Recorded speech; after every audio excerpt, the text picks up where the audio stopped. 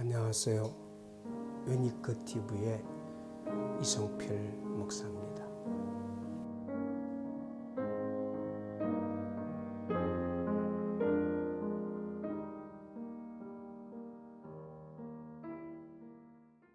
주님의 몸 되신 교회는 하나님 말씀 위에 서 있어야 합니다.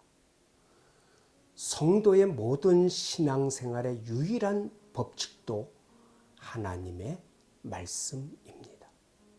본문 중에 잃어버린 율법책을 성전에서 다시 발견하고 새로운 하나님의 음성을 듣는 역사가 일어났습니다.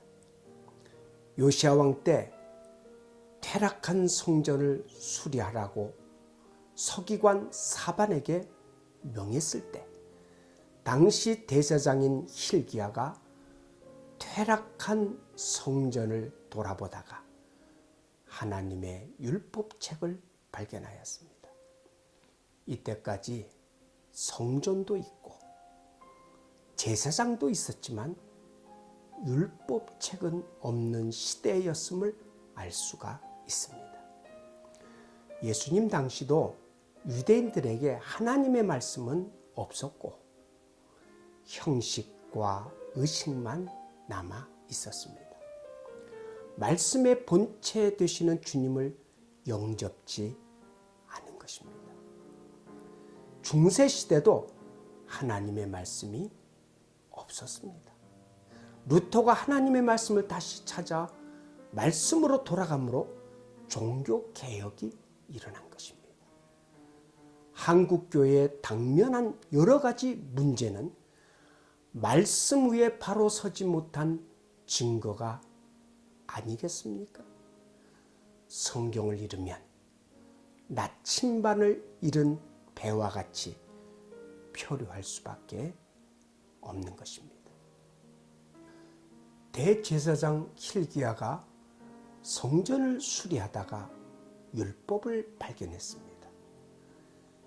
율법이 성전 안에 있었지만 저들은 그것을 도외시하고 살았던 것입니다.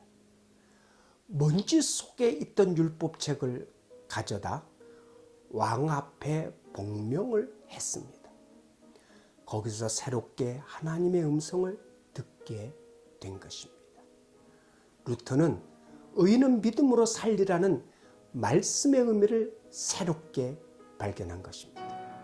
성경 말씀은 우리의 처지에 따라서 역사하는 영의 양식입니다. 매일 생활에서 새로운 진리를 발견해야 하는 것입니다. 요시야 왕이 율법을 들었을 때 그 옷을 찢었다고 했습니다. 이것은 곧 마음을 찢어 회개한 것을 말합니다. 전 유대인도 모두가 율법의 말씀을 듣고 회개한 것입니다. 그래서 우상을 멀리하고 바알신과 아세라 목상을 부수고 하나님께 돌아온 것입니다. 이로부터 종교개혁이 일어난 것입니다. 말씀에 비추어 회개한 것입니다.